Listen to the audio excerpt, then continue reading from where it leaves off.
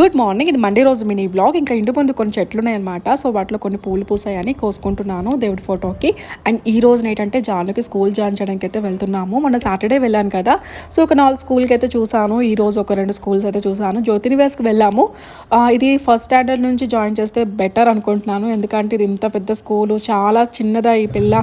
So ఇంత పెద్ద school ఎందుకు ఇప్పుడే జాయిన్ చేయాలనుకొని ఆలోచించాము. నెక్స్ట్ ఏంటంటే ఇరు కిడ్స్కి అయితే, ఎందుకంటే పిల్లలు ఇంకా 3 years ప్లస్ కదా అండి.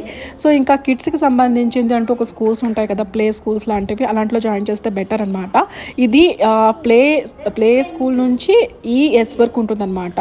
సో అందు గురించి ఈ స్కూల్లో అయితే జాయిన్ చేశాము.